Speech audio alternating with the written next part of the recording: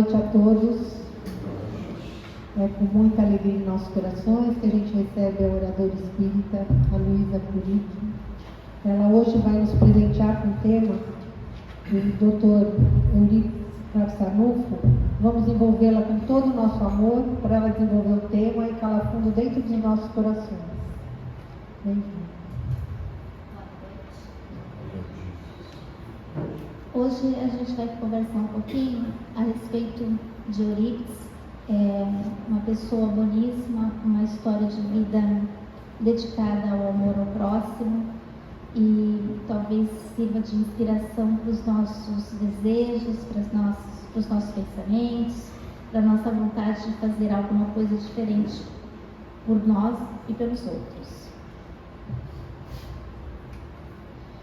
Então ele nasce em Sacramento, na época uma cidade bem pequena, no interior de Minas Gerais. Sacramento foi fundada por Dom João VI, que na época era imperador do Brasil, a pedido de um padre que era responsável por aquelas terras. E ele chamava aquele espaço, aquela área, de pasto espiritual, porque transmitia muita paz e era um lugar muito verde, com uma vegetação muito acolhedora. Filho do seu Mojico, que tinha um armazém na cidade, e da Dona Meca. Terceiro filho de 13 irmãos. Nasce em 1º de maio de 1880. Aí de criança ele estuda na única escola da região e praticamente em 2 anos o professor diz que não tem mais nada a ensiná-lo. Então o professor coloca ele como monitor e ele passa a dar aula para adultos e crianças na região. Então, por conta do desempenho que ele tem, ele começa a fazer peças, saraus, e o professor fica encantado. E aí ele conversa com a família e, sabendo que o seu Mojico tem uma certa condição, por conta do armazém, orienta de mandar o menino para a capital ou para uma cidade grande para que ele possa avançar nos estudos. Então, a família encaminha ele para a cidade do Rio de Janeiro, ele estuda lá, e o professor dele convida ele para trabalhar dentro de um colégio militar. E aí ele tem conhecimento sobre as áreas da medicina, apesar de não ser médico. Mas ele sempre fica muito preocupado com a mãe, porque a Dona Meca, na ocasião, ela sofria de algumas alucinações, que naquela época as pessoas não sabiam muito bem explicar. Então ele sempre tinha no coração a Dona Meca, e ele então decide abandonar os estudos no Rio de Janeiro, voltar para a pequena cidade para ficar ali mais perto da mãe. E passou pela cidade nessa ocasião um farmacêutico e deixou vários livros de medicina com ele. Ele começa a estudar sozinho os livros. E aí ele resolve então, por meio dos livros que ele estuda, abrir uma farmácia, uma das primeiras farmácias na região. E aí ele começa a manipular e fazer os medicamentos. Ele também funda um colégio, o Liceu de Sacramento, que é uma das primeiras escolas da região ali de Minas Gerais, ali do entorno de Sacramento. E, por conta do seu carisma, do seu prestígio, da sua articulação, ele é eleito vereador por 2 mandatos. E aí ele desenvolve bastante a região, ele traz a energia elétrica e os sistemas de bonde. Então ele dá um grande avanço para uma cidade então até pequena, que começa a se desenvolver por conta desse espírito visionário que ele tem. Então ele se torna o diretor do Liceu de Sacramento, ele dá aula de várias disciplinas no colégio, ele é jornalista, ele participa da Gazeta de Sacramento, que o jornal era um dos grandes meios de comunicação na época, as cartas do jornal.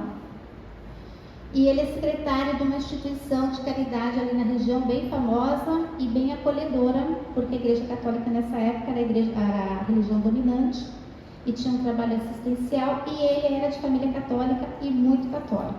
Ele ia sempre às missas e ele tinha um lugar destinado a pessoas de grande importância, então ele assistia a missa num lugar reservado para essas pessoas.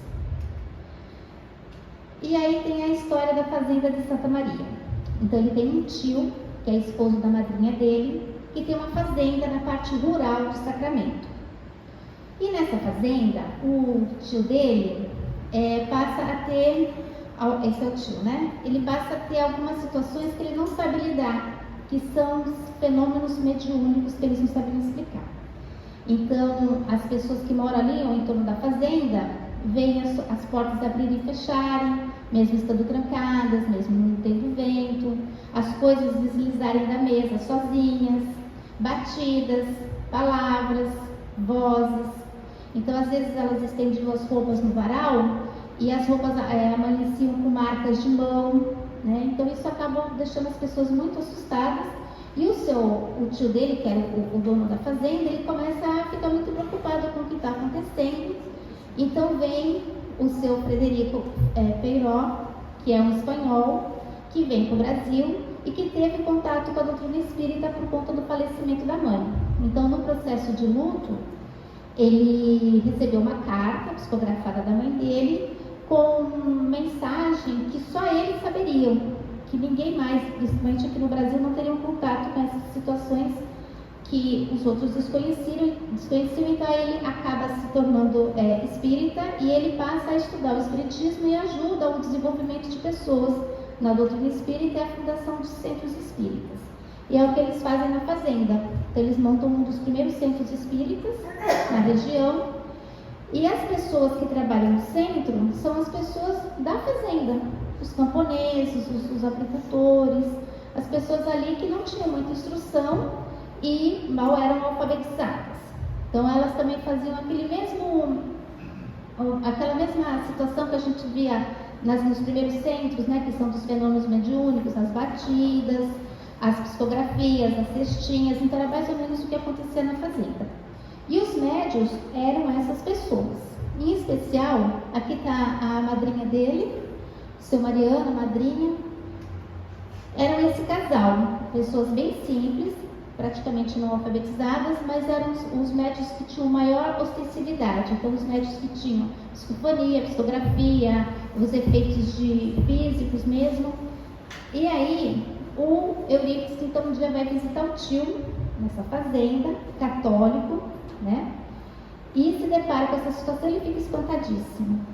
E aí ele começa a fazer um duelo de ideias com o tio, questionando, perguntando e tudo mais.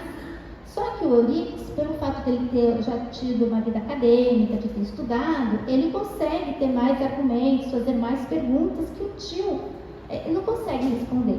O tio é mais simples. E aí ele se vence e entrega um livro e fala: olha, você que estudou tanto, você que sabe tanto, então leia, porque eu mesmo já não sei mais te explicar.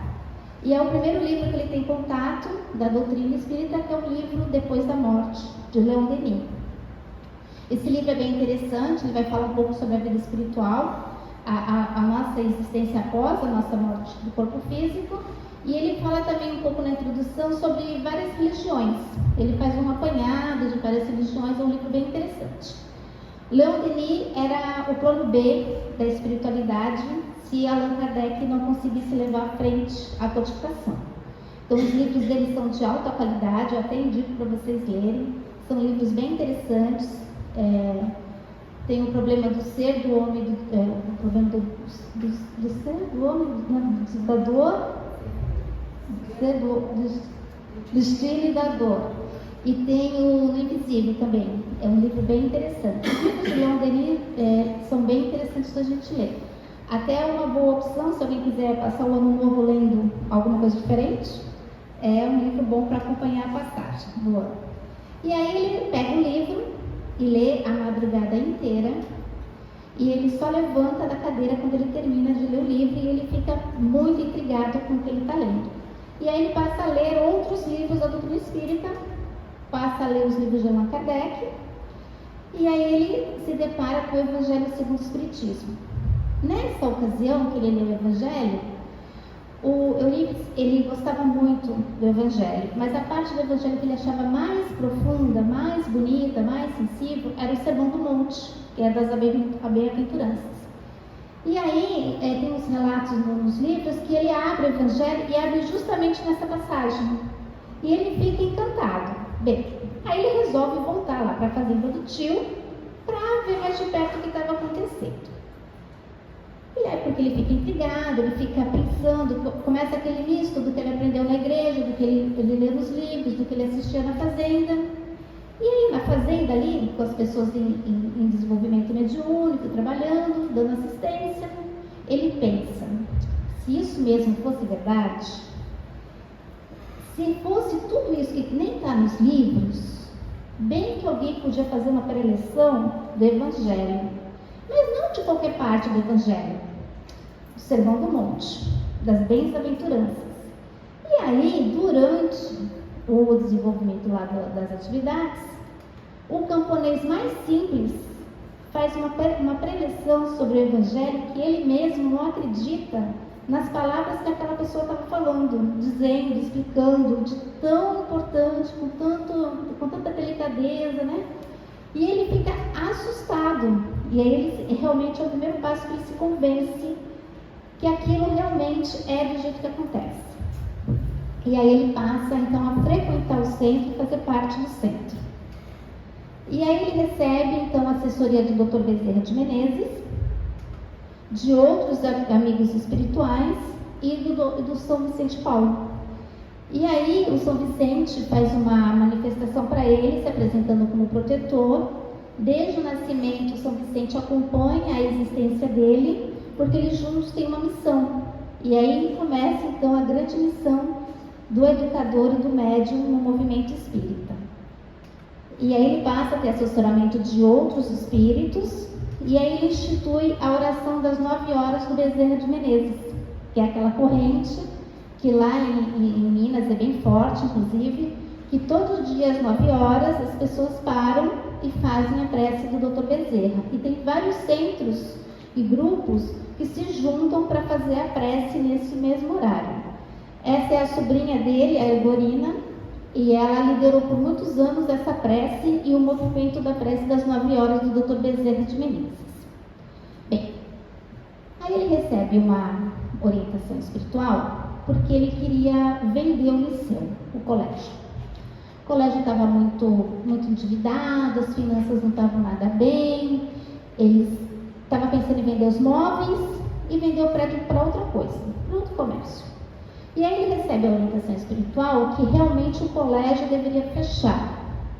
Mas fechar um colégio materialista e abrir um colégio confessional. Um colégio que tivesse um cunho religioso. Às quartas, evangelho, e tivesse aula de astronomia. E que o nome do colégio fosse Allan Kardec. E aí, em janeiro, ele muda. Ele tira a placa do Liceu de Sacramento, organiza o colégio com o nome de Allan Kardec. O colégio passa a ter um volume grande de alunos, um volume grande de professores, uma movimentação que vem gente de outras regiões estudar ali pelo colégio. E o colégio ele tem um grande diferencial na época, porque naquela ocasião a educação era uma educação muito rígida, muito formal. Então ele tinha um método avançado para a época, que é baseado na pedagogia de Pestalozzi. Como que é essa pedagogia?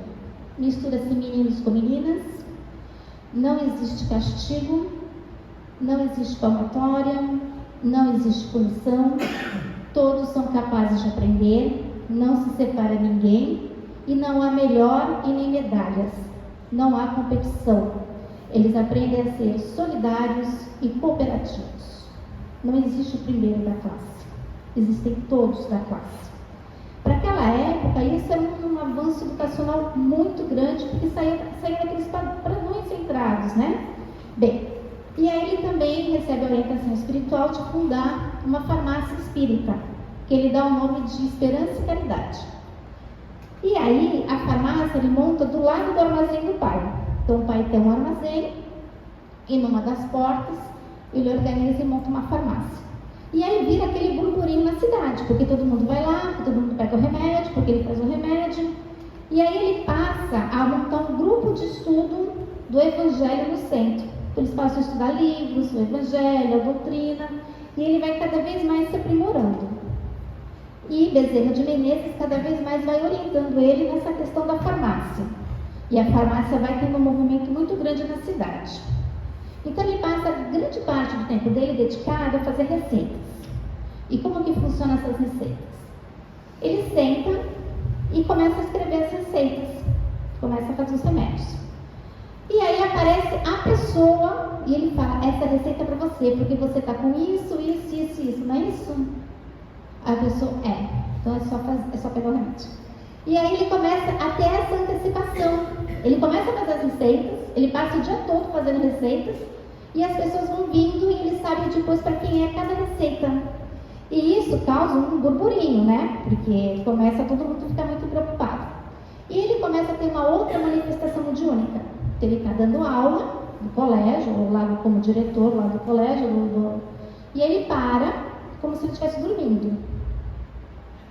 E aí ele sai, ele se desdobra. E aí ele vai curar uma pessoa, ele vai fazer um parto, ele vai ajudar alguém que está doente, vai socorrer alguém. E aí ele volta, e os alunos depois acabam até se acostumando com isso. E perguntam, professora, onde o senhor foi? Nossa, sabe a fulana? Nossa, ela estava com um parto tão difícil, eu ajudei, nasceu a menina. Daqui a pouco vai chegar alguém aqui avisando, mas aí já tem um remédio pronto lá na farmácia, que ontem à noite eu fiz uma receita, mas é para ela. Aparecer a pessoa, já sei, nasceu, pega lá, passa na farmácia, pega a receita e vai. E assim as pessoas foram se acostumando com ele, com essa premonição, com essa antecipação. E certa vez, então aí ele começa a atender as pessoas à distância. E aí quando a pessoa chega lá na porta dele, já está resolvido, já está certo, olha, tem que só levar esse remédio. E ele gostava muito de dar aula de ciências naturais, era a disciplina favorita dele, natureza. E ele gostava de dar essas aulas andando pelos lugares, pelas áreas. E ele gostava muito dessa região que é uma gruta, que tem um rio, lá em Sacramento, e tem uma gruta. E nessa gruta ele levava as pessoas que tinham alucinações, que tinham pesadelos, que tinham perturbações, que na época ninguém sabia como lidar com aquilo. Ele levava as pessoas nessa gruta, fazia as orientações e as pessoas melhoravam. E ele gostava de levar os alunos também, porque ele achava um lugar encantador. E teve uma ocasião que ele foi com os alunos lá, e ele começou a falar de uma pedra, que ele adorava aquela pedra, que ele achava aquela pedra linda e tal. E aí, para surpresa dos alunos, quando eles chegam na classe, o que estava em cima da mesa do professor? A pedra. Ele conseguiu fazer essa transposição da pedra. Só que isso, esse movimento todo dele, esse comportamento, esse burburinho, né? Incomodou um pouco a igreja na ocasião. E aí ele foi colocado, o nome dele saiu em vários jornais, e ele cada vez mais fazendo mais receita e atendendo mais gente. Até que aparece um padre do interior do estado de São Paulo, lá em Sacramento, e convida ele para um duelo de ideias na igreja. E ele aceita. Muito bem.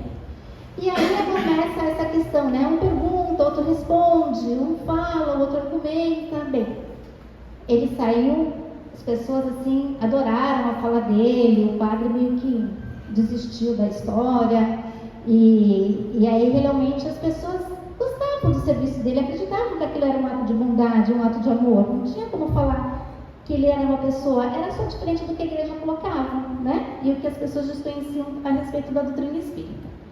Mas a igreja continuou a atacá-lo por exercício ilegal da medicina, mas aí ele explicou que ele não atendia ninguém, que as receitas vinham prontas, que ele só perguntava se as pessoas sentiam aquilo, elas avisavam que sim, que não, enfim, o remédio estava pronto.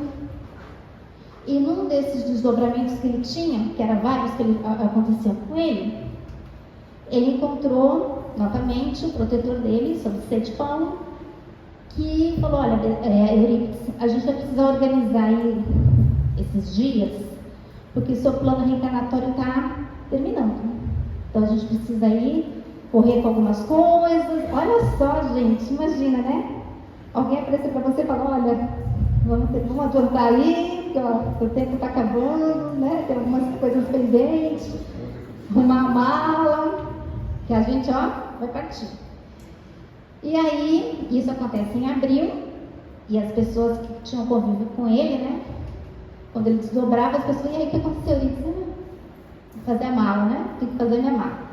E aí ele então desencarna, no 1º de novembro de 1918, As pessoas fazem bastante movimento pela passagem dele, e aí ele volta para o plano espiritual e continua acompanhando as obras que ele deixou lá em Sacramento. Então ele continua dando assistência no colégio, no centro, nas preces, naquele movimento da oração das 9 horas, a Eudorina ali, no educandário Pestoluziano, que é um educandário que hoje é administrado pela Alzira, que também é uma médium bem importante ali do Triângulo Mineiro. Ela tem bastante livros sobre evangelização, tanto de crianças como de adultos.